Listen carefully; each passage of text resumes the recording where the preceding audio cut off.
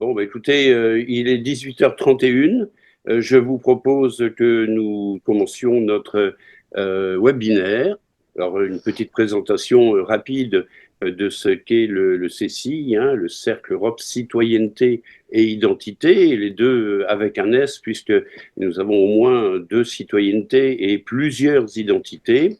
Notre mission, l'objet du CCI, est de s'intéresser aux identités multiples qui caractérisent les personnes sur des territoires, territoires régionaux, national et européens, par exemple. Donc, c'est bien la création d'un sentiment d'appartenance à l'Union européenne qui intéresse notre association, notre think tank, mais aussi un travail de réflexion, d'analyse sur ces évolutions et ces freins, ainsi que sur la mise en pratique concrète du principe de subsidiarité. La citoyenneté, c'est aussi de s'intéresser de près à la politique européenne comme à celle des pays membres. Nous avons à participer et à proposer un certain nombre de choses en tant que citoyens pour faire avancer et évoluer notre Union européenne. Donc, il s'agit pour nous de comprendre les situations, de les expliquer. C'est une de nos vocations et c'est ce que nous allons tenter de faire ce soir en parlant des élections en Allemagne qui auront lieu, si je ne me trompe pas, le 23 février prochain. Mhm. Alors, ce sont des élections particulièrement significatives car elles interviennent après une période d'une crise politique par la dissolution du Bundestag. Nous avons connu une situation similaire en France avec une crise gouvernementale qui aujourd'hui semble s'atténuer, mais une grande étape pour le projet européen, pour l'Allemagne, mais aussi les relations franco-allemandes, eh bien, ce sont ces élections européennes. Dans le même temps, et puisqu'il faut faire une présentation un peu exhaustive du contexte européen et international, eh bien, on doit le dire, l'Union européenne subit en ce moment des vents contraires face à la complexité du monde. Bien sûr, il y a la guerre en Ukraine. Peut-être irons-nous vers un processus de cessez-le-feu, voire de paix dans les mois à venir. Mais aussi, nous constatons une difficulté à instaurer une solidarité et une prise de distance par certains États membres sur les questions internationales, migratoires ou encore sociétales. Les valeurs Mhm. instaurées depuis le début de la construction européenne sont ici ou là remises en question. Les affirmations récentes du président américain, les propos de telle ou telle personnalité des droites radicales en France, en Allemagne, en Hongrie, mais aussi dans d'autres pays de l'Est de l'Union, sont de nature à déstabiliser l'unité européenne, tout comme le sont la présence commerciale et numérique, hégémonique souvent, de la Chine. Tout cela amène à s'interroger sur ce que sera la suite que vont donner les pays membres du projet européen et particulièrement deux pays qui s'entendent, la France et l'Allemagne. Voilà, je vais donner la parole tout de suite à nos invités que je présente rapidement. Je voudrais saluer ce soir la présence de Hans-Jürgen Zaorka, qui est ancien député au Parlement européen, avocat, journaliste, enseignant universitaire. Et récemment, nous avons eu l'occasion d'échanger sur un plateau avec l'Université européenne de Tbilissi en Géorgie sur les questions qui secouent ce pays en ce moment. Notre deuxième invité est quelqu'un que nous connaissons bien au CECI, puisqu'il s'agit d'Alphonse Scholten, qui est un de nos administrateurs. Alphonse est enseignant en Allemagne, mais aussi ancien président de l'AEDE en Allemagne. Voilà, je vous donne la parole. Peut-être, allez, sans tirer au sort, je propose à Hans-Jürgen de nous donner sa première impression sur les sondages. Donc, un petit moment, quelques minutes de présentation, en disant peut-être, si je ne me trompe pas, que la CDU-CSU est actuellement en tête des sondages, tandis que l'AfD devient la deuxième force d'opposition. Donc, une campagne électorale difficile pour le chancelier Olaf Scholz et son parti, le SPD. Hans-Jürgen, la parole est à toi. Merci. Merci. Je m'excuse d'abord de mon français un peu aventureux, mais je sais. Et puis, je suis très heureux de pouvoir participer à ce webinaire franco-allemand. Euh, Vous savez que dernier automne, la coalition tripartite entre le Parti social-démocrate, entre les Verts et entre les libéraux du FDP, cela veut dire Freie Demokratische Partei, Parti libre-démocrate d'Allemagne, s'est dissous euh, par des raisons très multiples. Ça marchait plus. Et donc, ça marchait plus, surtout de la part du groupe parlementaire libéral, du FDP, euh, qui s'est retiré et donc la coalition a éclaté. Et deuxième, la conséquence était une motion de censure le 16 décembre. Et cette motion de censure a été contrôlée, disons, c'était clair, le résultat était clair avant.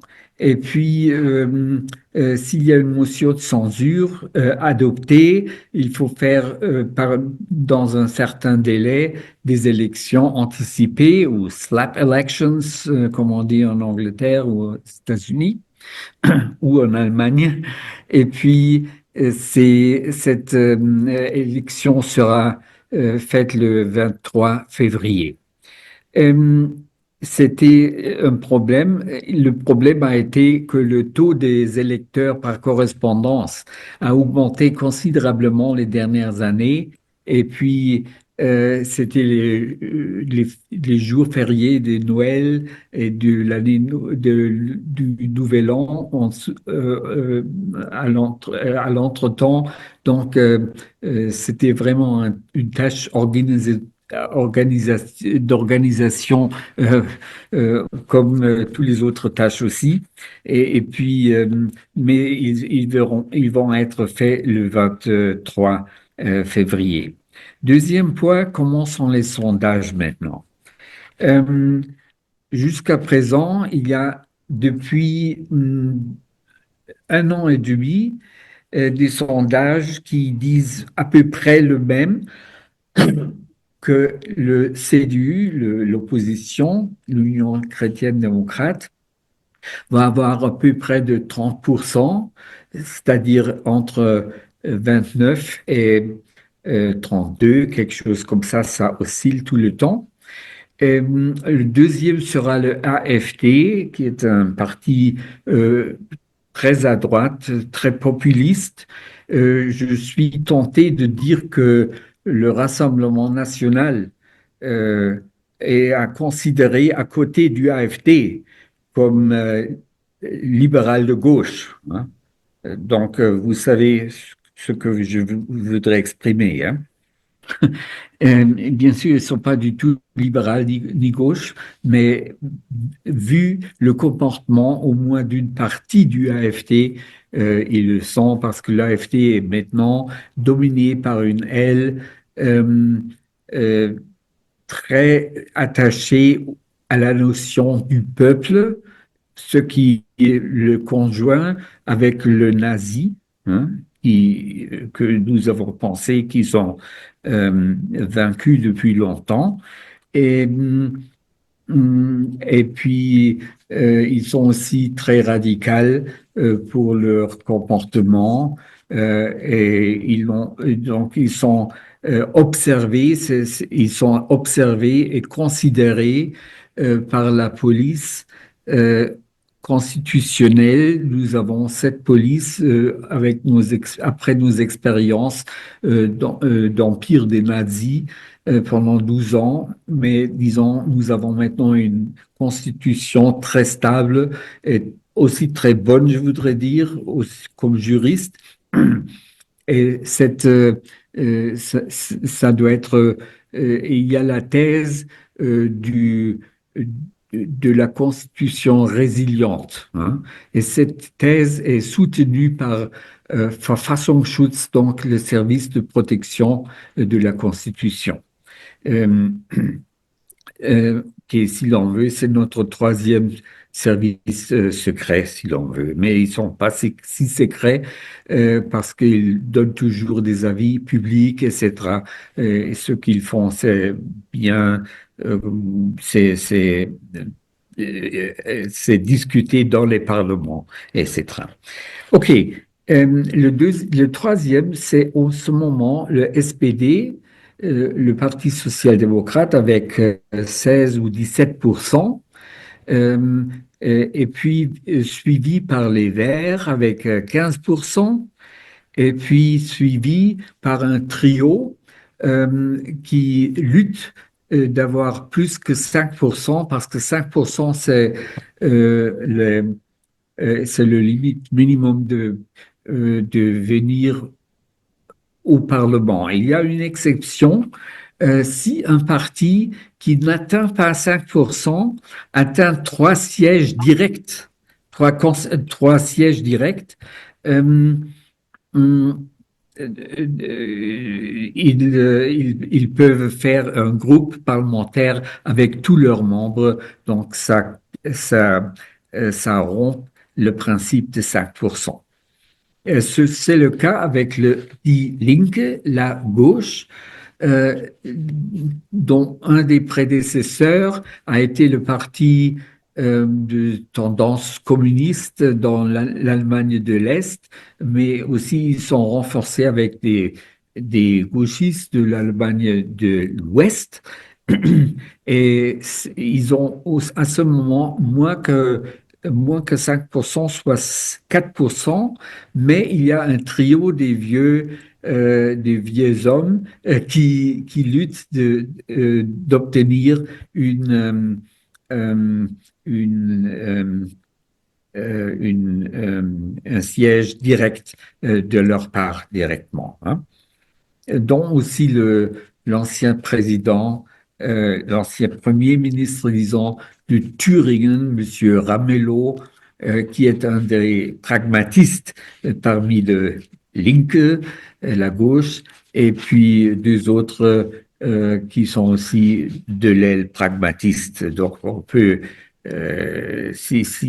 moi, disons, je dis toujours, si je rencontre Monsieur Gysi, c'est un de ces vieils hommes de Berlin de l'Est, j'aurais pas de difficulté de boire une bière avec lui, hein. C'est clair. Donc, le deuxième, c'est le BSW, cela veut dire Bündnis ou Alliance Sarah Wagenknecht. C'est une ancienne du parti La Gauche et elle a fait un schisme dans ce parti et rassemble des gens autour d'elle pour un mouvement, disons, populaire, parce que elle était de l'aile populiste toujours de la gauche, et elle a fait maintenant ça. Euh, Avec des autres populistes qui suivent leur tendance. Et puis, ce parti a des éléments de droite dans euh, dans dans son programme plutôt gauchiste, mais c'est populiste et ça donne raison à Jean-Jacques Rousseau qui a dit, Jean-Jacques Rousseau qui a dit une fois, les extrêmes se touchent, hein. Donc, des extrêmes gauche avec l'extrême droite, ils se touchent parfois, hein. OK. Et le troisième, c'est le FDP, c'est les libéraux qui ont eu une fois, il y a pas les dernières, mais avant-dernière et avant-dernière élection, ils ont eu presque 15 à 18%, mais maintenant vont dire bonjour au Parlement parce qu'ils ont moins que 5%. Euh, qui peut faire une coalition? Le plus grand est le premier d'être appelé, et dans ce cas, c'est le CDU. CDU-CSU. CSU, c'est l'aile bavaroise, mais qu'en Bavière, du CDU. Et puis, ils ont le choix entre deux partis, soit le social-démocrate, avec 17 en ce moment, ou bien les Verts avec 15.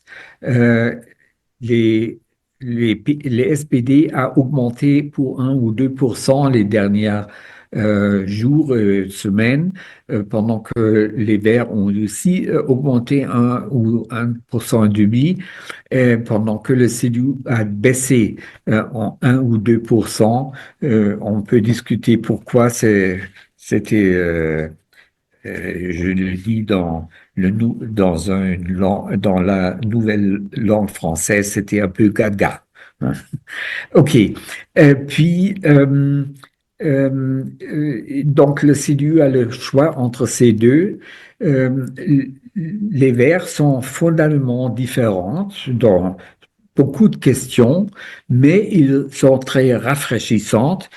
Et moi, comme observateur de ces élections, euh, pense que c'est exactement ce que le CDU a besoin. Et le deuxième point, le CDU a eu beaucoup de difficultés dans la grande coalition d'autres temps, quand ils ont eu une coalition entre SPD et CDU. Et donc, ça va être fatigant, ça va être difficile, ça va être... c'était toujours... Donc, ça va être très fatigant politiquement, hein, et aussi psychologiquement. Euh, euh, oui, c'est pas une si grande coalition parce que la constellation est différente, mais c'est une coalition qui favorise les extrêmes aussi, hein, et qui a aussi contribué à l'essor du AfD euh, il y a euh, plusieurs ans. Donc, c'est l'alternative maintenant, CDU plus vert ou CDU c'est la coalition noire-verte. Noir, c'est la couleur du CDU, ou le couloir, les couleurs noir-rouge. Euh, le, OK. Pour les chances de chaque coalition et les difficultés, j'espère qu'on va discuter.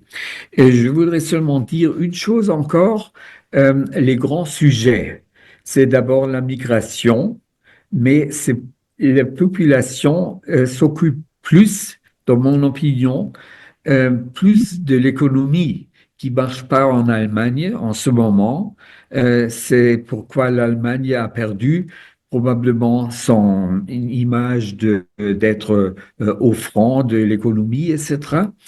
Euh, euh, mais elle marche pas à cause des raisons exogènes, soit Covid, soit Ukraine, soit la crise mondiale qui suit l'Ukraine et Covid, mais aussi des facteurs euh, intérieurs en Allemagne. On peut discuter de cela. Il y a beaucoup de raisons. C'est un mix politique négatif qui a induit cette discussion, cette situation. Deuxième point, j'ai dit migration. J'ai rien à dire en France à cause de cela. Et puis, des autres choses, il y a toute la jeune génération se préoccupe beaucoup du climat, changement de climat, etc. Aussi parmi la génération la plus vieille, etc. Euh, euh, ce qui est, disons, pas, pas, vu négativement comme c'est fait par le gouvernement américain en ce moment, mais on est bien placé soutenir l'économie en le dégrader un petit peu. La discussion est maintenant combien est un petit peu. Voilà, c'est ce que je voulais dire à quelques aspects programmatiques. Merci et j'espère d'avoir beaucoup de questions avec mon collègue, M. Scholten. Euh, Peut-être Alphonse peut s'exprimer aussi de son part. Nous n'avons rien discuté avant. Nous pouvons toujours nous remplacer mutuellement ou diverger. Pas de problème. C'est une discussion ouverte comme je l'aime. OK, merci. Merci Hans-Jürgen. Effectivement, on va interroger Alphonse Scholten. Je pense que lui va nous donner aussi son point de vue sur les problèmes, semble-t-il, pour trouver une majorité en Allemagne, mais et glisser peut-être un peu rapidement maintenant vers les enjeux, les grandes questions politiques qui intéressent ce pays. Je pense par exemple aux migrations, hein, question qui intéresse bien sûr l'ensemble de l'Union européenne, la France comme l'Allemagne ou l'Allemagne comme la France, et puis les autres questions que l'on va pouvoir détailler progressivement et qui vont être aussi sans doute au cœur des échanges, des discussions, des tractations entre les différents partis politiques souhaitant former la nouvelle coalition en Allemagne. Et puis, on parlera peut-être des leaders aussi, des leaders que nous devons apprendre à connaître. Alphonse, la parole est à toi. Ok, merci. Bonjour de ma part. J'aimerais commencer par un petit ajout au panorama que Hans-Jürgen a donné, c'est-à-dire il y a en théorie et sur le papier aussi la possibilité, l'option d'une coalition entre la CDU, CSU et l'AfD. Et ça donnera, d'après les sondages, une belle majorité autour des presque 60%. Mais maintenant, tout le monde dit, tous les autres partis disent, ils veulent pas coopérer avec l'AfD. Et c'est justement la question centrale actuellement, parce que la semaine dernière, la CDU a voté au Parlement en coopération avec l'AfD une déclaration, pas une loi, une déclaration sur la question migratoire pour fermer les frontières allemandes en permanence, pour éviter qu'il y ait plus d'immigrants en Allemagne. L'arrière-fond, on a eu dans les 5-6 derniers mois plusieurs attaques agressives et mortelles en Allemagne, faites par des immigrés ou des gens qui sont depuis longtemps en Allemagne, plusieurs années, mais 2006, 2015, etc. Et la réponse de la CDU, c'était de dire qu'il faut fermer les frontières afin que les gens, les dangereux, les criminels ne peuvent plus entrer en Allemagne. Les autres disent que c'est pas possible parce que fermer les frontières allemandes, c'est contre les règlements européens, c'est contre les contrats internationaux. Et là-dessus, ils ont refusé de voter pour cette déclaration. Et la CDU a accepté que l'AfD a voté aussi pour cette déclaration. Et maintenant, c'est la question philosophique. Est-ce que ça, c'est une coopération ou seulement une déclaration par hasard des deux partis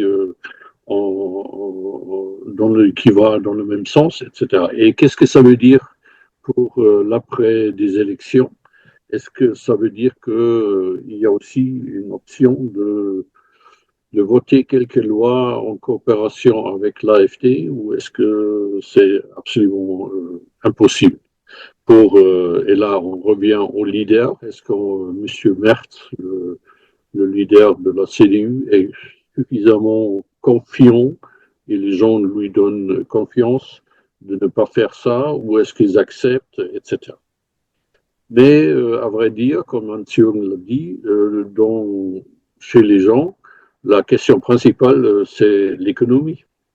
Et parce que maintenant, c'est plus tellement virulent, mais il y a au mois d'octobre, je crois, que c'est Volkswagen, la grande entreprise de voitures, a annoncé de fermer 3 entreprises en Allemagne et de licencier, je ne sais pas, 100 000, je crois, ils avaient annoncé 100 000 personnes. Maintenant, il y a des négociations avec les syndicats. Et ça ne va pas se faire comme ça, mais il y a un problème réel dans l'industrie de l'automobile, parce que tout ce qui est automobile électrique, ils se sont pas bien préparés. La plus grande fabrique d'automobiles électriques, c'est Tesla, Monsieur Musk, qui a une entreprise près de Berlin. Mais Volkswagen, Mercedes, Audi, toutes les grandes entreprises allemandes ne sont pas capables de fournir des voitures électriques à un prix raisonnable. Alors ça pose des problèmes aussi pour les gens. Et l'économie, en règle générale, a un problème avec l'énergie, et surtout le prix de l'énergie. Et ça, c'est une suite de la guerre d'Ukraine par les embargos. L'Allemagne a perdu un élément clé de son modèle économique, c'est-à-dire le gaz pas très cher russe. Et maintenant, on a dû arrêter, on a arrêté.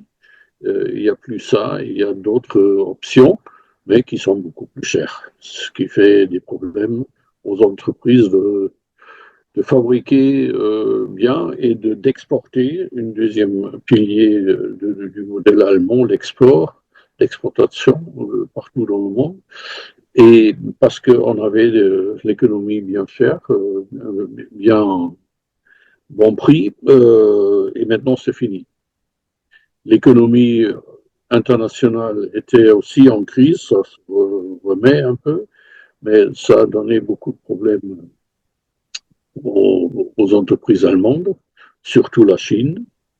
Et là, maintenant, la question est jumelée avec tout ce qui se passe aux États-Unis, avec M. Trump qui veut augmenter les douanes et les prix douaniers, surtout pour les produits européens, c'est-à-dire pour les voitures allemandes, pour d'autres produits allemands, et ou contre les Chinois, où on a peur que les Chinois vont exporter plus vers l'Europe que jusqu'à maintenant, et que ça va faire encore plus et à prix très, très bas, ce qui va faire des problèmes énormes aussi à l'économie allemande. Et il faut trouver un nouveau modèle allemand économique pour l'économie, parce que et le gaz et l'exportation, ça ne marche pas comme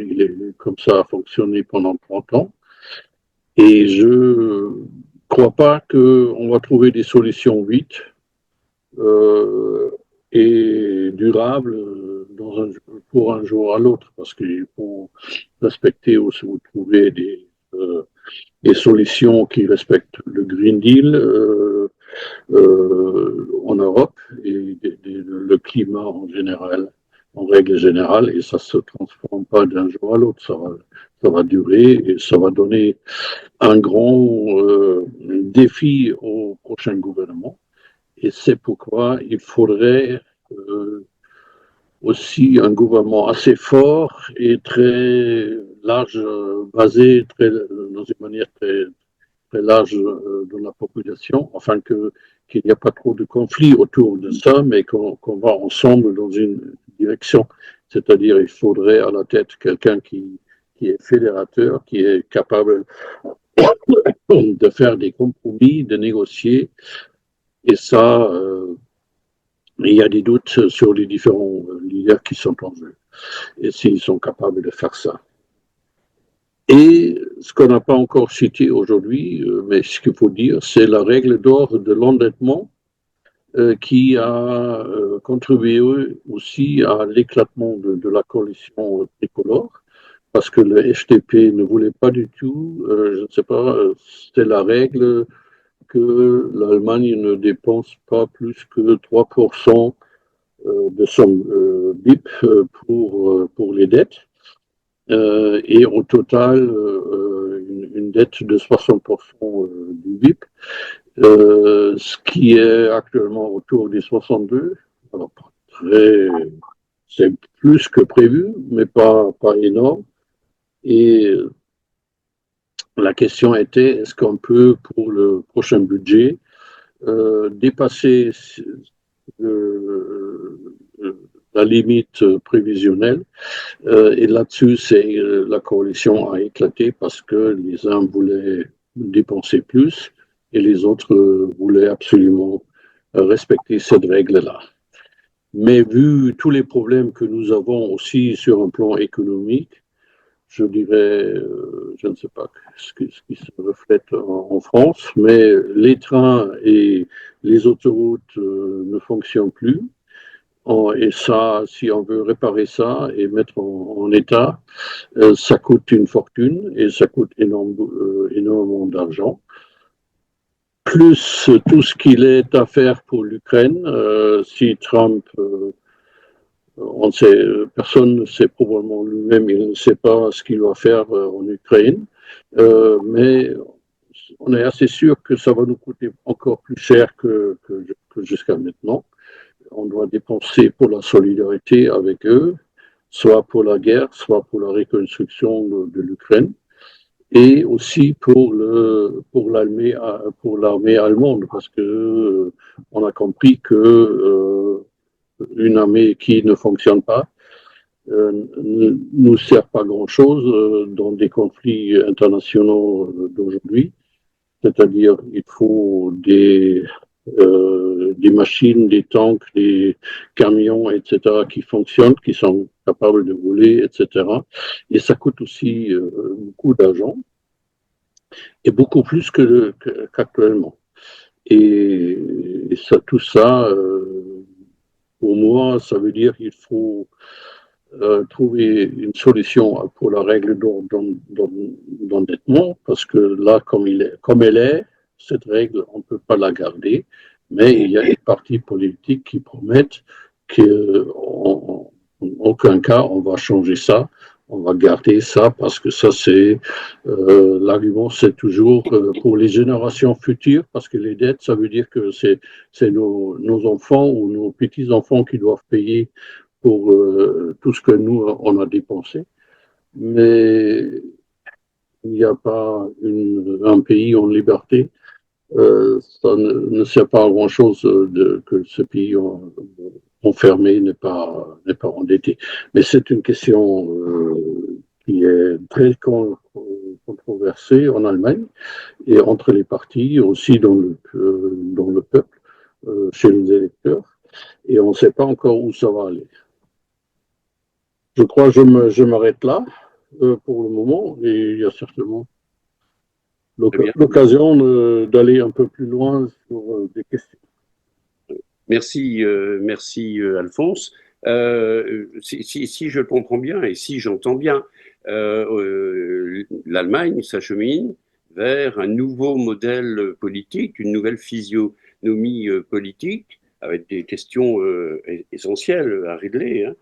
L'endettement est sans doute central pour la population allemande, mais aussi, comme ailleurs, la question des migrations, la question de la sécurité. Et puis, tu l'as abordé, la question des relations nouvelles avec les États-Unis d'Amérique, et notamment ce qui est important pour l'Allemagne, j'imagine, c'est la capacité d'exporter un certain nombre de véhicules vers le nouveau continent. Ça n'est pas simple. Il va y avoir ici aussi, mais on abordera peut-être la question une réaction qui peut être à la fois française, à la fois allemande, mais certainement européenne. Alors, c'est la question que je pose à Hans-Jürgen.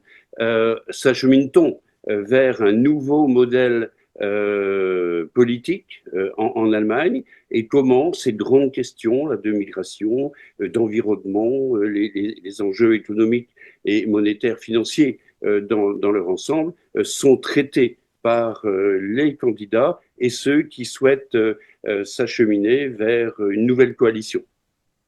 Alors, je profite aussi pour dire, vous pouvez poser des questions. Vous avez deux possibilités. Soit vous levez la main en cliquant sur la petite main sur votre écran, soit en posant la question dans le chat, hein, de façon à ce que Philippe Riwal, qui est au taquet à côté pour récupérer les questions et les pose à nos deux intervenants. Voilà, je reviens à ma question, Hans-Jürgen. Y a-t-il un changement de physionomie politique en Allemagne en cours?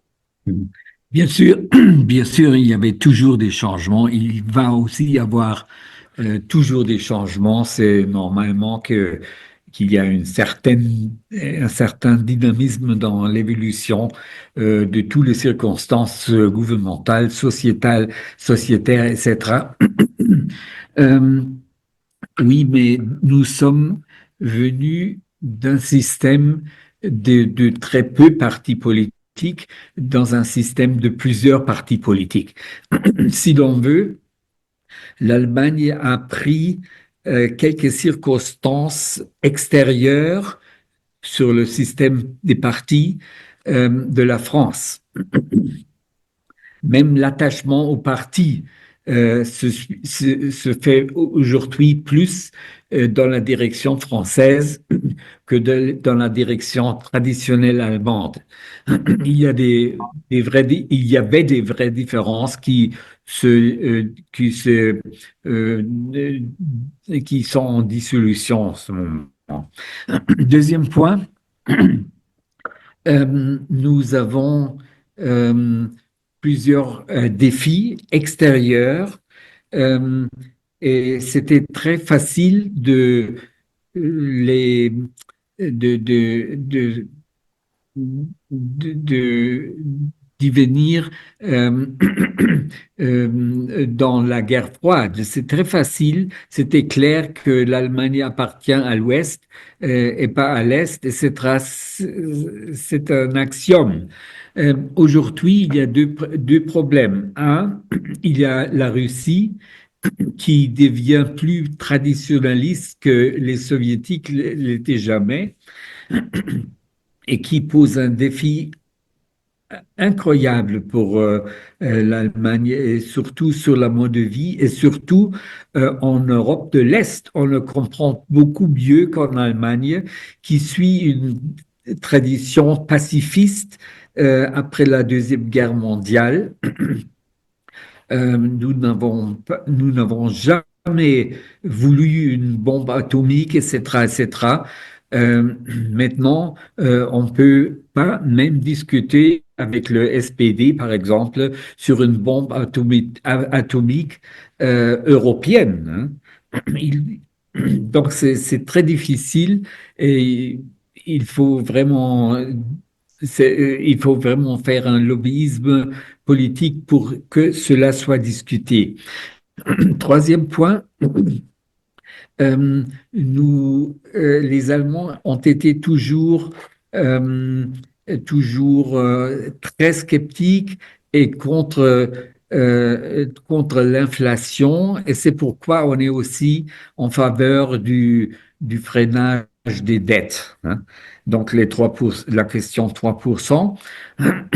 Nous avons même une freine de dette dans la Constitution maintenant, qui a été favorisée par le CDU, et c'est pourquoi le CDU hésite beaucoup de le assouplir. malgré les Verts et le SPD sont en faveur de cela. Le FDP renifle le climat politique est bien pour elle s'ils sont totalement contre. Ils sont maintenant totalement contre. Mais en même temps, il faut savoir que le FDP, les libéraux, ont fait déclarer par leur président, par Christian Lindner, c'est le président du FDP, que l'Allemagne, je cite littéralement, que l'Allemagne maintenant a besoin un peu plus de Elon Musk et de Milei, le président argentin.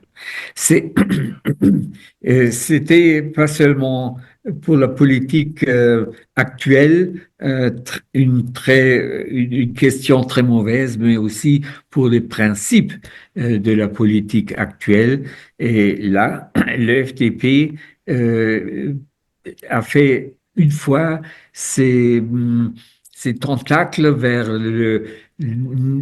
un néolibéralisme libertinaire même. Et donc, il faudrait aussi discuter dans cela. Et nous sommes dans une situation où l'ex-chancelier CDU, Ludwig Erhard, a inventé la soziale Marktwirtschaft, l'économie sociale de marché. Une économie de marché qui est sociale. Et ces deux extrêmes qui étaient très proches quand même, ont été toujours discutés comme, comme comme instrument du Damoclès sur les têtes, même dans une petite question. Donc, c'était une très bonne discussion. Est-ce que ce que nous proposons ou que vous proposez est sur la voie de l'économie sociale de marché? Et c'était même pris par les social-démocrates, par les Verts, dans une certaine mesure aussi par les libéraux, qui ont toujours eu un aile qui était très droite, hein, très à droite, même très eurosceptique. Il y a, surtout en Bavière, les libéraux de Bavière ont été comme ça, mais pas les libéraux, mais quelques-uns qui étaient très prominents et qui étaient même dans le cabinet fédéral, comme l'ancien ministre d'Agriculture, Franz Xaver Unertle, etc. Et il faut savoir aussi que le FDP a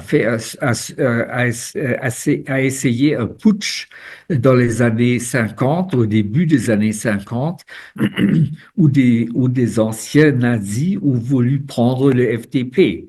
Mais ça a rencontré la résilience du leadership du FDP et donc ils étaient battus. Donc il faut savoir ça et dans ce contexte il y a bien sûr des changements, mais les changements, je ne sais pas si ces changements vont venir. Le changement numéro un, le plus grand, celui qui donne le plus grand des soucis, c'est la performance du AfD, qui suite à un cours pas seulement populiste, mais d'extrême droite même, et qui a déterminé avec une tactique très moderne, très affiliée aux essais de médias, etc., qui, a, qui est arrivé d'avoir une politique très droite et qui est maintenant attrapé tout le centre politique avec le centre qui est quand même très résilient, mais qui est arrivé d'attraper des forces du centre, même dans le langue, etc.,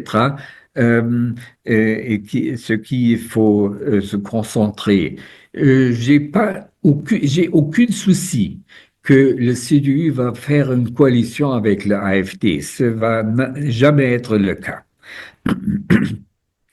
Ça va pas être le cas, mais la politique, la stratégie, la tactique, etc. De ce parti sont pas très favorables au centre parce que, comme en France, les majorités se font au centre du système et si l'on le néglige, on va à droite ou bien à gauche, comme Parti socialiste ou pareil. Et ce n'est pas nécessaire, c'est plus, pardon, les gens sont plus reconnaissants pour un parti qui dit avec une certaine honnêteté, qu'on n'est qu'on ne fait pas des quotas vers la droite ou vers la gauche, etc., mais qu'on est au centre, ce qui représente un certain compromis, etc. Ce que Madame Merkel, l'ancienne chancelier, a rappelé au CDU il y a quelques jours dans une expression, dans des expressions très sensationnelles, parce qu'elle a toujours voulu rester calme, mais elle a dit quelque chose, elle a dit exactement le contraire au CDU avec quant à ce vote très malheureuse au Bundestag. Et je crois aussi, je suis toujours optimiste que le CDU a appris quelque chose de ces événements. Mais c'est pas encore sûr. Mais ils ont appris parce qu'il y a beaucoup de gens du centre qui ont voté toujours CDU, moi inclus, mais qui sont maintenant se sont éloignés très rapidement de cette et probablement vert, ce qui n'a rien à dire avec mon pull vert, mais probablement vert parce que les Verts, avec quelques déficits économiques dans la politique extérieure, sont plus pro-Ukraine et plus contre Poutine même que le CDU, ou à la moyenne. Dans le CDU, il y a aussi des protagonistes pareils, mais il faut savoir que les Verts, comme totalité, sont les plus résolus contre l'impérialisme russe qui nous menace en effet, et ils sont les plus résolus pour l'Ukraine. En Ukraine, on le sait, mais en Europe, on ne le sait pas toujours. Hein. Et et puis, le changement numéro 2 est, mon dernière phrase est, pour l'Europe.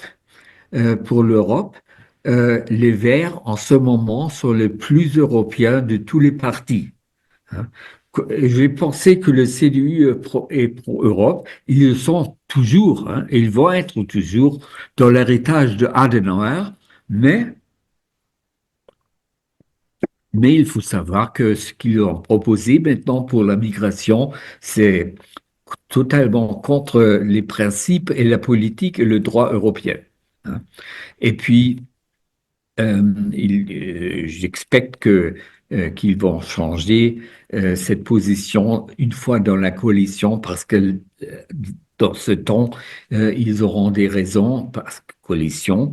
Euh, et puis, maintenant, nous avons campagne électorale. Dans une campagne électorale, il y a beaucoup de gaffes par beaucoup de partis ou par tous les partis. Dans une certaine mesure, il faut être un peu euh, tolérant et essayer de l'oublier. Konrad Adenauer a dit qu'est-ce que ça, qu'est-ce que ce qu'est-ce que cela me concerne, ce que j'ai parlé avant-hier. C'est toujours valable. Merci, merci. Je vais donner la parole à Alphonse. On va glisser, hein, puisque Hans-Jürgen nous amène sur le terrain de l'Europe. On va essayer d'aborder quelques questions européennes, sachant que les enjeux des élections en Allemagne sont véritablement significatifs pour l'Europe parce que l'Allemagne occupe une position centrale au sein de l'Union européenne. Et il y a un poids économique qui est indéniable, puisque l'Allemagne, si je ne me trompe pas, représente un quart du PIB européen. Ça veut dire que les décisions qui sont prises ou qui vont être prises en Allemagne vont influencer la stabilité économique de l'ensemble de l'Union sur toutes les questions européennes en fonction des compétences. Et puis, puisque l'on parlait de l'AfD, on pourrait faire l'association avec le Front National en France, mais on s'aperçoit quand même que dans l'hémicycle européen, les partis de la droite radicale, finalement, talonnent les partis centristes ou démocrates chrétiens. Alors, ça amène à se poser quelques questions. Et Alphonse, je vais te demander d'essayer d'y répondre. Alors, en fonction des compétences qui sont les tiennes, bien sûr, mais qu'est-ce qui peut nous intéresser? La politique de défense européenne, la transition écologique, les politiques sociales, la politique migratoire, on en a parlé, et puis, bien évidemment, la stabilité politique en Allemagne, certes, mais la stabilité politique dans l'Union européenne. Alors, la question de défense, c'est encore une question de budget, finalement. C'est crucial. L'Allemagne occupe ou consacre actuellement 1,57% de son PIB à la défense. Et donc, c'est en dessous des 2% qui sont recommandés par l'OTAN. Le choix des électeurs en Allemagne pourrait transformer la posture de l'Allemagne au sein de l'Alliance Atlantique, par exemple. Y a-t-il un danger? Y a-t-il, au contraire, un encouragement pour aller vers une sécurité européenne plus intégrée, sachant qu'il y a une question budgétaire, d'armée européenne, on peut difficilement en parler, me semble-t-il, mais il est intéressant de se poser la question de la véritable constitution d'une industrie de défense pour laquelle le budget européen prévoit quelques 8 milliards d'euros dans le budget actuel.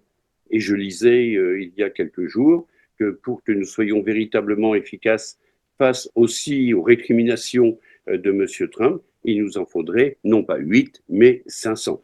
Voilà. Quel est ton point de vue sur cette première question? Mais ça peut être aussi les questions écologiques que l'on prendra à... Alors, d'abord, il faut dire que la CDU, qui sera tout vraisemblablement le parti le plus fort à la fin du 23 février, avec Friedrich Merz à la tête, se déclare très européen.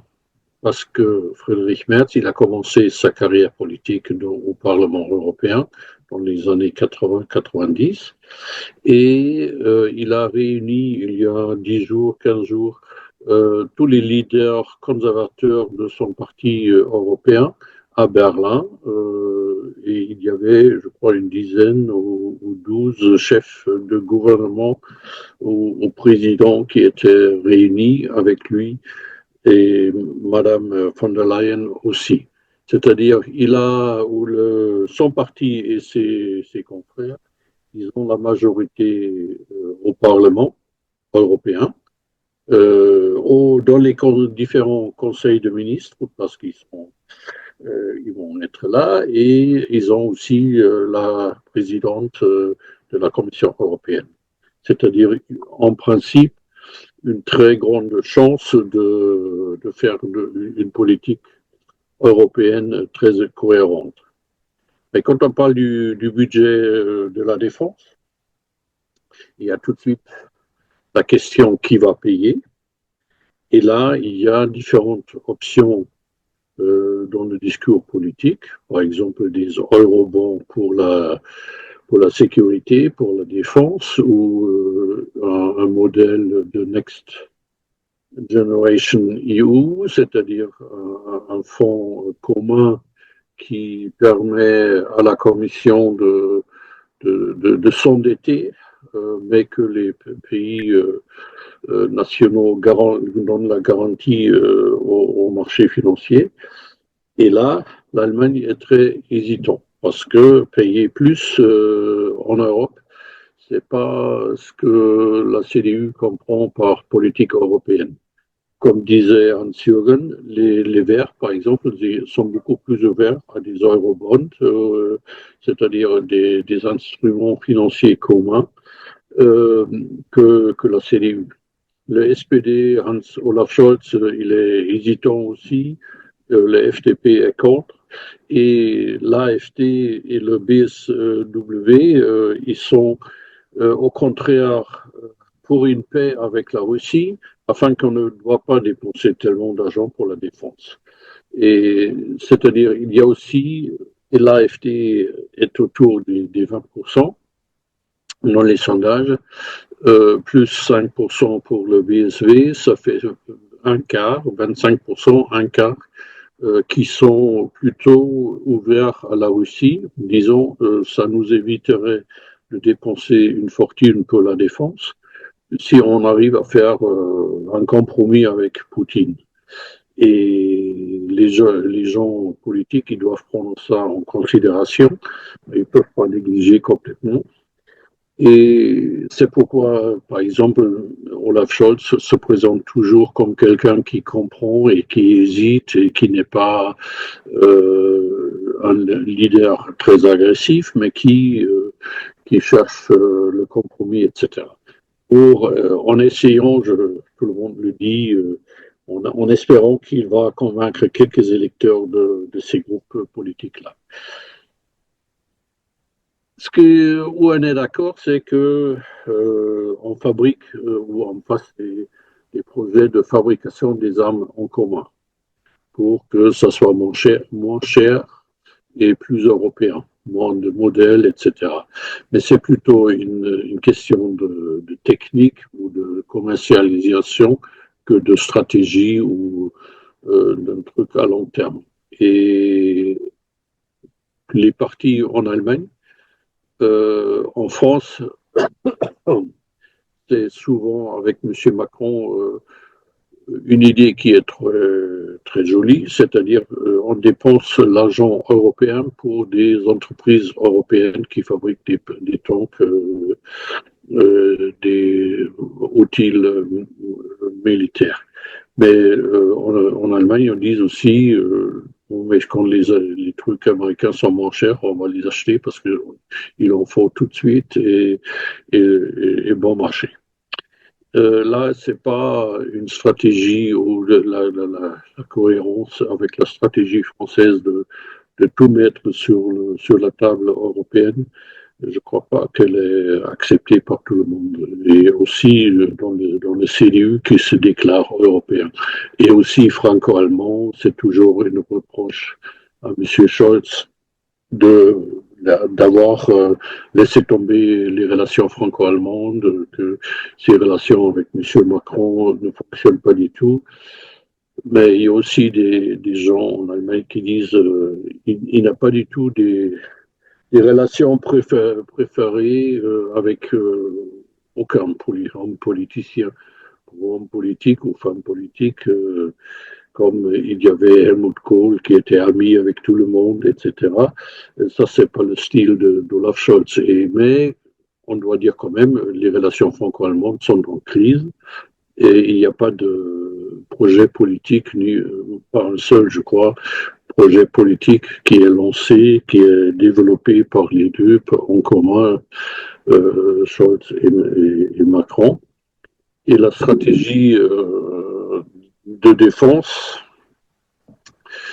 on hésite. On avait du mal en Allemagne longtemps et encore, je ne sais pas si c'est pacifiste, mais un réflexe anti-militaire et qui fait des problèmes, qui pose des problèmes pour le ministre de la Défense de s'organiser et de demander beaucoup plus d'argent. Mais, comme je disais tout à l'heure, sur la règle de l'endettement, tout le monde veut maintenant les 2%. il y a les Verts qui ont demandé qu'il soit 3 ou 4% du BIP pour le budget militaire, pour la défense. Mais ça, en chiffres, ça veut dire doubler les dépenses pour tout ça. Et ça, on ne parle pas des millions, on parle des milliards, des 100 milliards qu'on doit dépenser de plus. Et ça, c'est impossible pour lier, faut faire la relation avec les questions financières.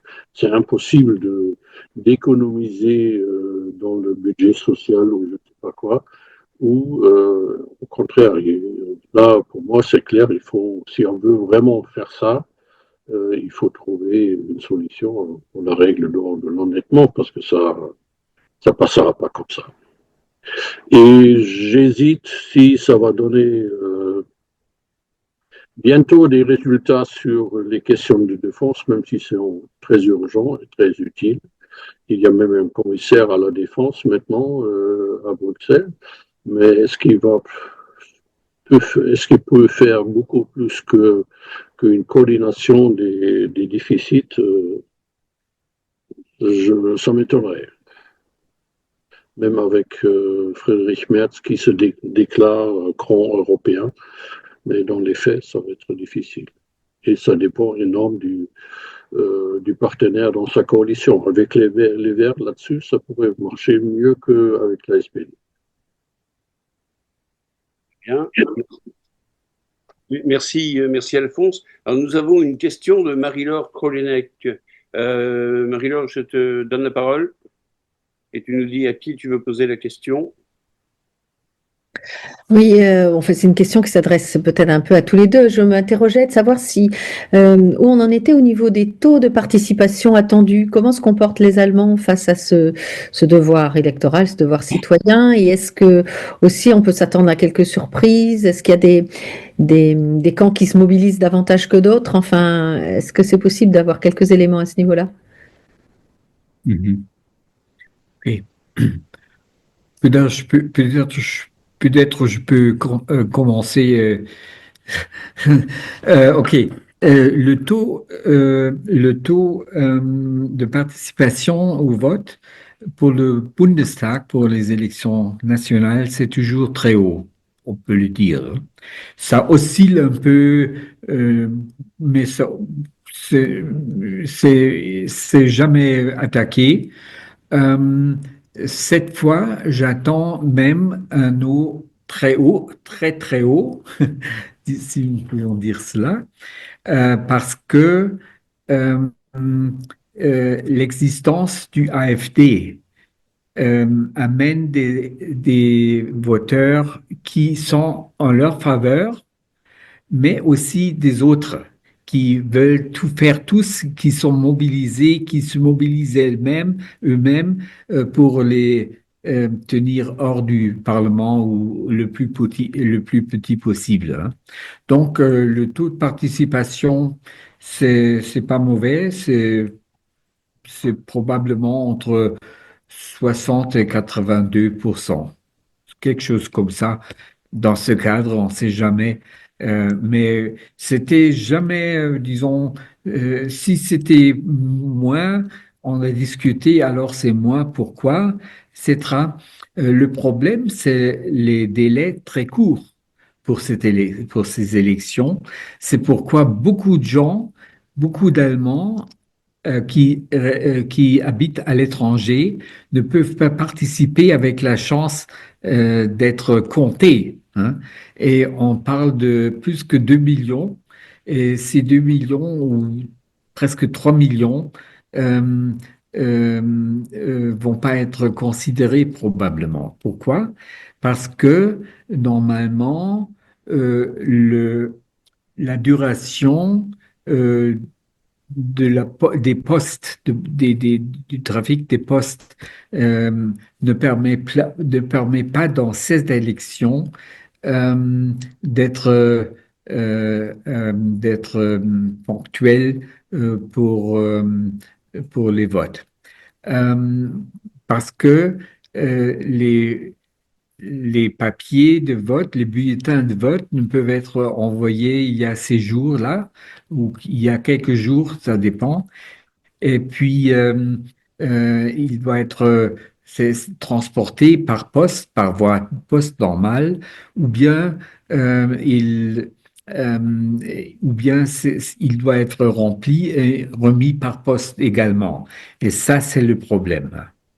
Donc, c'est le seul problème. Moi, j'étais une fois déjà victime de cette principe parce que j'étais à ma commune euh, euh, demandant les papiers et par hasard, j'ai dit, ah non, vous m'envoyez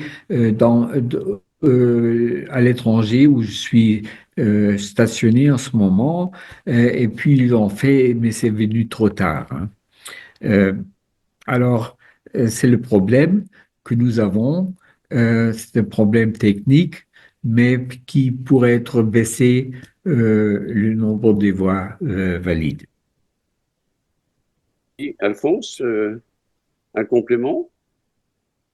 Non, là-dessus, je crois que j'attends aussi une forte participation, probablement une augmentation du taux de participation vu les événements actuels qui mobilisent tous les camps, c'est-à-dire les pour, les contre, les neutres. Même si le temps, la période d'hiver n'est pas favorable à ça, mais avec la lettre de vote qu'on a en Allemagne et qui se pratique de plus en plus, je crois que c'est tout à fait possible. Au moins que le taux de participation soit bien. Merci, c'est ce qui peut du coup rendre les sondages fiables, quoi, par rapport à ce qui sort actuellement.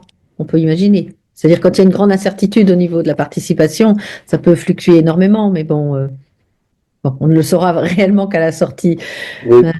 le jour du scrutin, mais Mhm. Et justement, à propos du vote, il y a quelqu'un là, qui est Pierre Moneguerong, qui demande quelles sont les tendances qui se manifestent au sein de la jeunesse. Mhm. Mhm. Oui. Oui, Oui, la jeunesse a eu la tendance de euh, voter pour le CDU. Hmm.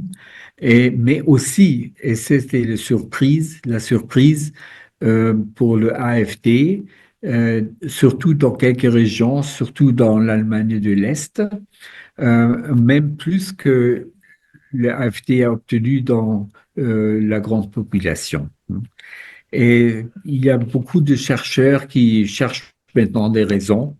Euh, euh, c'était la langue politique, etc. Et c'était aussi euh, la présence incroyable du AfD dans les médias sociaux, hein, dans les social media. Là, ils sont vraiment bons. Je ne sais pas où ils ont appris, peut-être de la Russie ou je ne sais pas, mais ils sont bons et c'était la génération TikTok, si l'on veut, qui l'a fait. Et c'était vraiment le facteur très contribuant au succès du AfD. C'est cette agitation par social media. Justement, puisque tu parles des médias sociaux et de la Russie, est-ce qu'on ne peut pas craindre une intervention comme il y a eu dans plusieurs pays à ce niveau? Oui, c'est toujours essayé de la part de Russie. Il y a vous connaissez les fabriques des trolls. Mais j'ai l'impression que les voteurs moyens de l'Allemagne sont assez résilients parce que tout le monde discute sur cela. Et s'il y a quelque chose qui peut rappeler d'influence russe, ils disent alors c'est trop extrême, etc., hein.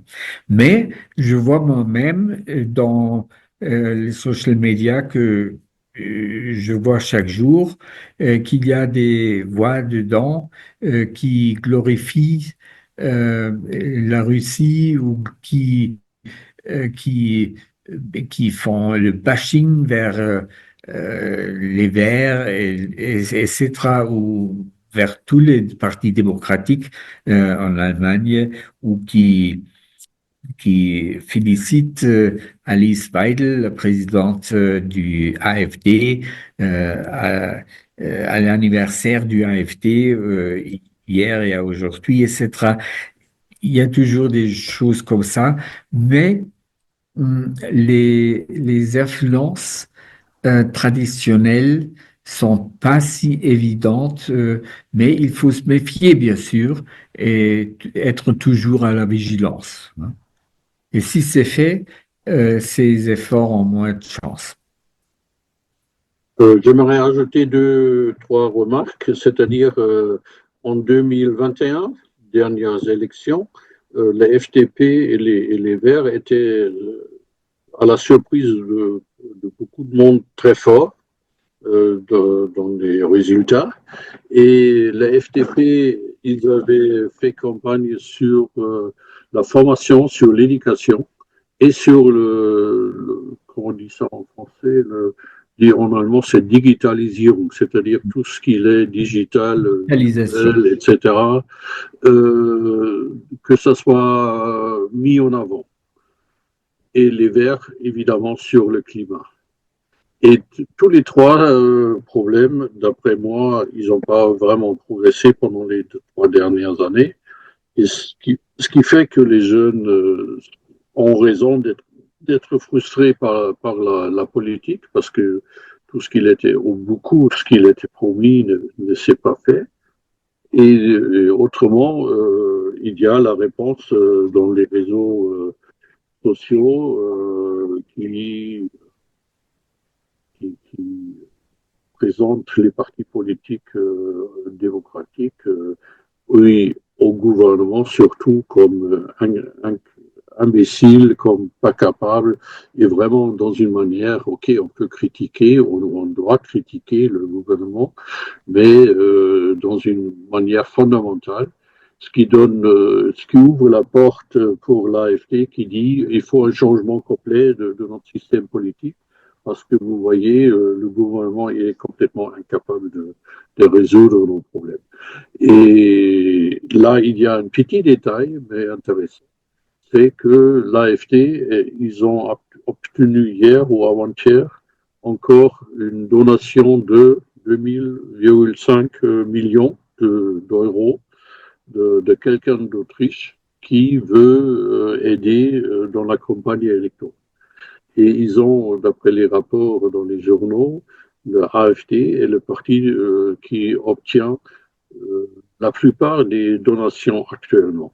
Et c'est-à-dire ils ont des moyens financiers énormes pour un parti qui est petit, et ils investissent, ça c'est vrai, et on doit reconnaître, apparemment avec intelligence dans l'animation des réseaux sociaux. Ça c'est quelque chose qui marche en leur faveur et qui concerne surtout les jeunes. Est-ce que c'est comme dans la question liée à la question européenne, ça, on doit dire, la question européenne proprement dit ne joue pas un grand rôle dans la campagne électorale, d'après mon avis. Je n'ai pas l'impression qu'on se lutte pour plus d'Europe ou moins d'Europe, etc.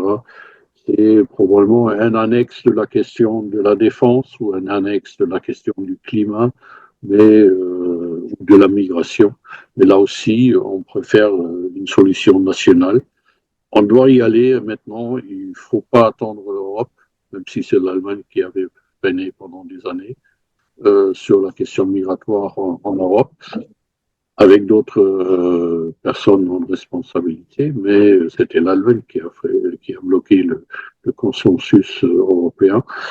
Et maintenant, c'est l'Allemagne qui, comme il est obtenu dans le Conseil des ministres, c'est l'Allemagne qui, et surtout la CDU, qui ne veut pas, parce qu'il n'est pas suffisamment fort d'après leur opinion, et ils veulent bloquer la transformation dans la loi allemande de ce compromis européen.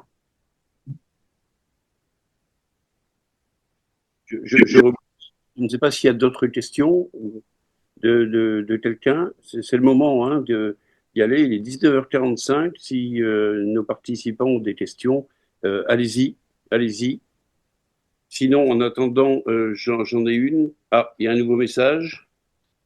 Voilà. Alors, Marie-Laure qui pose une question. Vas-y, Marie-Laure, prends la parole. Oui, je reprends la parole. Donc, c'est par rapport à la presse, là, quand on parlait d'ingérence.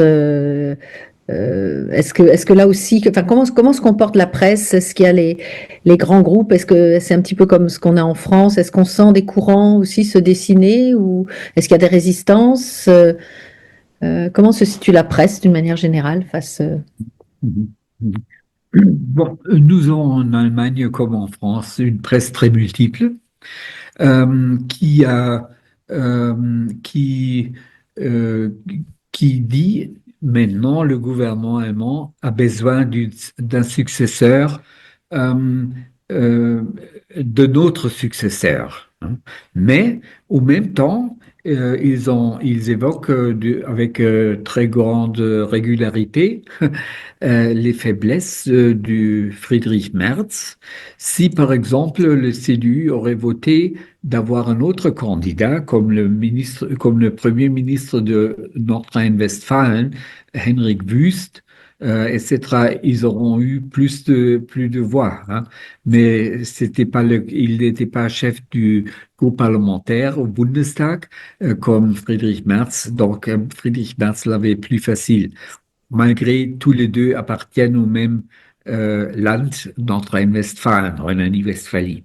Mais en tout cas, la presse démontre avec une grande précision et avec une très grande justification aussi les faiblesses de Friedrich Merz, soit son comportement en face du vote il y a quelques jours, où il a accepté euh, avec, euh, avec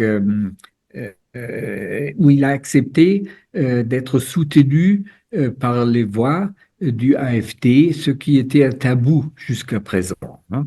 Un tabou depuis 1945, hein. Et c'était la première fois et tout le monde le sait et c'est pourquoi il y a dans toutes les grandes villes en Allemagne en ce moment, il y a chaque soir des grandes manifestations, hein. C'était pas dans le plan du CDU d'être sujet de manifestation. Et deuxième point, la deuxième faiblesse est, est aussi le fait que le CDU, malgré théoriquement, ils ont une vraie alternative économique. Ils ont jusqu'à présent ne pas réduit sur ce que les gens l'ont besoin, et c'est pourquoi en effet, ils font une autre politique économique plus, disons, je peux le dire ouvertement, plus raisonnable que la politique économique maintenant, malgré les gens qui le suivent en maintenant ont appris beaucoup. euh, Qu'est-ce qu'il faut omettre dans le futur, mais ils l'ont pas fait. Euh, le CDU n'a pas atteint un boost, un essor dans les voies des sondages, malgré ils suivent une autre politique économique. Mais ça joue très peu rôle dans la campagne électorale parce que, je ne sais pas pourquoi, parce que les candidats séduits et le parti en soi, euh, suivent de petits fenêtres, de petits guichets, mais pas le grand design. Et puis les petites fenêtres. Je ne sais pas pourquoi, mais c'est une gaffe dans mon opinion qui se reproduit dans le fait que le CDU n'a pas 40 ou 50% des voix comme beaucoup de gens, beaucoup d'économistes et beaucoup de publicistes se tapent à la tête pourquoi le CDU n'arrive pas d'avoir plus dans les sondages malgré ces questions et ces différences économiques. Hein. Alphonse, tu peux rajouter? Oui, juste deux, trois phrases, c'est-à-dire, pour moi, les médias en Allemagne sont de plus en plus en interaction, c'est-à-dire tout ce qui se passe dans les réseaux sociaux reviennent dans les journaux ou à la télé. Et ça, c'est assez important. On l'a vu il y a 2 semaines, je crois, Monsieur Musk, qui est pour moi probablement actuellement plus dangereux ou aussi dangereux que la Russie sur les réseaux sociaux, a fait un entretien, ce qu'il a appelé une interview avec Madame Weidel, la cheftaine de l'AfD, avec des phrases ridicules. On a découvert par Madame Weidel que Adolf Hitler était communiste et il n'a rien dit. Personne n'a dit quelque chose là-dessus. Et ils ont laissé passer comme ça. Et il a dit clairement que l'AfD est la seule réponse au problème allemand actuellement. C'est-à-dire, et tout ça s'est répété reproduit dans les journaux, à la télé, dans les différentes émissions. On en a parlé. C'est-à-dire, c'est pas seulement sur X que ça s'est passé, ça a eu des reflets dans tous les médias, dans le scénario médiatique allemand. Et ça, c'est quelque chose qui est très, très difficile à digérer parce que les reportages propres aux journaux ou de fond à la télé n'ont pas les mêmes effets qu'un tel entretien, j'aimerais dire ridicule ou amusant, mais c'est dangereux. C'est ce qu'il a fait, Musk avec Madame Weidel. Et c'est aussi pour lui donner la réputation d'être une grande personne de la politique allemande. Mais en principe, elle ne dit rien, mais l'AfD gagne quand même dans les sondages. C'est un peu le problème des partis politiques qui ne sont pas encore à la hauteur du problème. On a l'impression de voir arriver un peu les mêmes problèmes qu'en France avec les partis politiques. Absolument. Comme Et- disait Hans-Jürgen, les partis politiques allemands ont fait exception pendant beaucoup d'années, mais d'après moi, je rejoins Hans-Jürgen dans l'analyse qu'ils deviennent de plus en plus françaises, c'est-à-dire des, des réseaux qui soutiennent une personne. Et quand Bündnis Sarah Wagenknecht, c'est l'exemple typique, mais aussi les autres partis, FDP, c'est Christian Lindner et on ne sait pas qu'est-ce qui va suivre. Et sur les panneaux, c'est lui qui est mis sur les panneaux, sur une photo, etc. Et dans les autres, c'est la même chose, c'est un peu la même chose. Oui, et l'intérêt général a l'air de disparaître, et on en arrive du coup à la question de Catherine Raillard, là.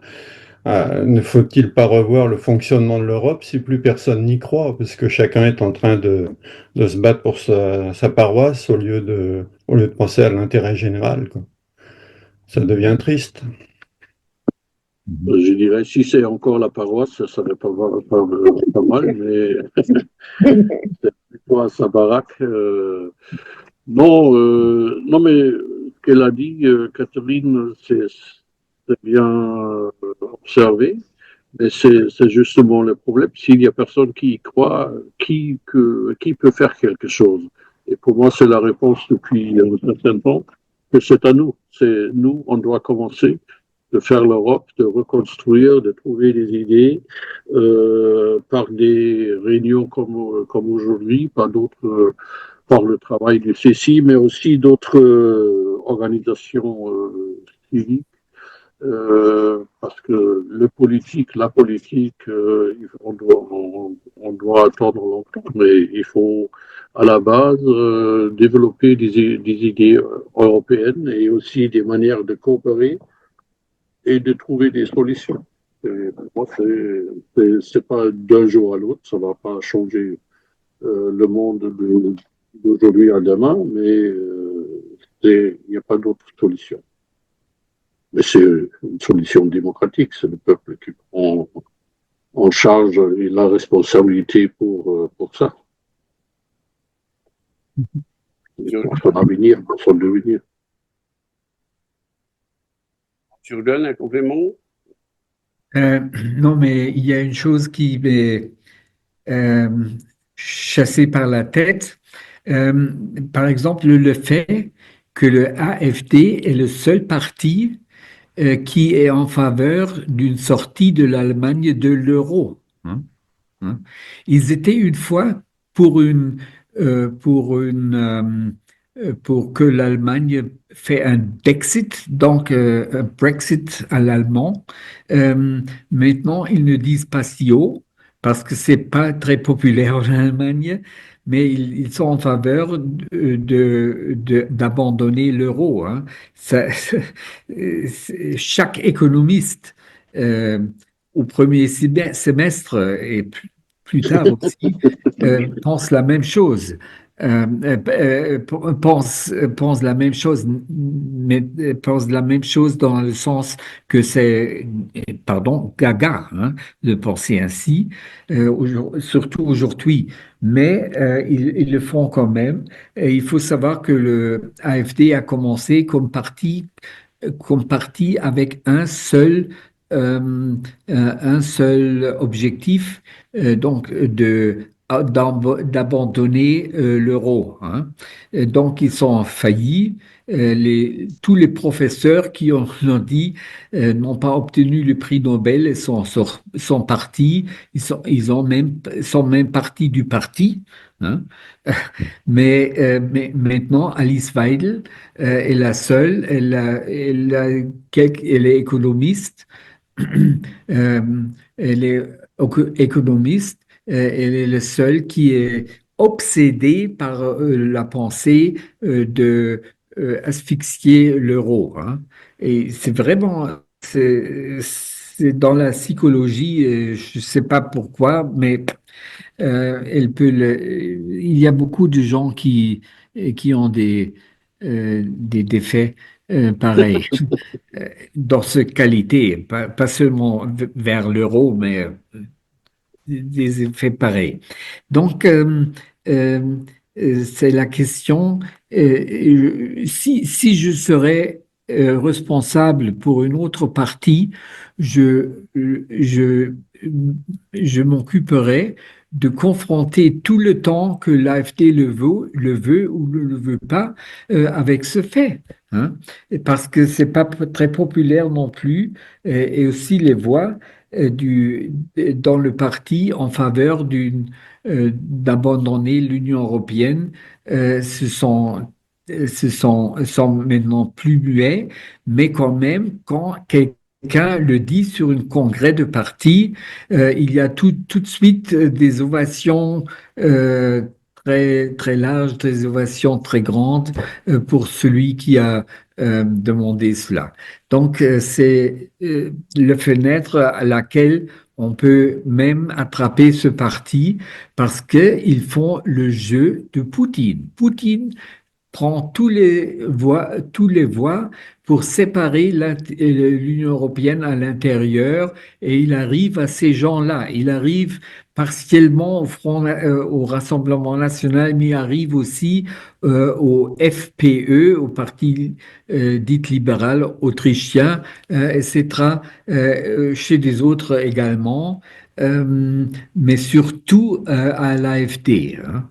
Parce que s'il y a un congrès de l'Église orthodoxe russe sur la presqu'île de Crimée, en Ukraine, il y a toujours un ou deux députés AfD qui sont invités et qui disent quelque chose et qui sont interviewés par la télévision RT, Russie aujourd'hui, Russia Today, et des autres chaînes nationales comme voix allemande. Mais c'est pas la voix allemande, mais les Russes dans ce paysage des médias russes, ils le croient, ils le pensent que c'est la voix allemande, hein. C'est pas le cas. Ah, ce sera d'ailleurs le mot de la fin. Il est 20 heures. Merci à tous les deux. Alors, si je devais résumer eh bien, ce moment passé ensemble, je dirais que les élections en Allemagne auront des répercussions non seulement sur la politique intérieure du pays, mais aussi sur l'avenir de l'Union européenne et dans des domaines clés, tout particulièrement l'économie, la défense, l'environnement et la cohésion sociale. Nous avons prévu de vous recevoir à Brest au mois d'avril, Hans-Jürgen et Alphonse, pour poursuivre ce débat, mais en ayant peut-être une ouverture plus franco-allemande, hein, en tout cas des effets sur notre relation, puisque à ce moment-là, les élections seront passées dans votre pays. Et puis, je crois savoir qu'il y aura aussi quelque chose le lendemain, le 4, au Havre, hein, où l'un ou l'autre, ou les deux, vous serez peut-être sollicité par notre collègue président de la Maison de l'Europe et membre du bureau du CECI. Voilà, merci à tous les deux d'avoir pris le temps de répondre à ces questions, ça nous éclaire.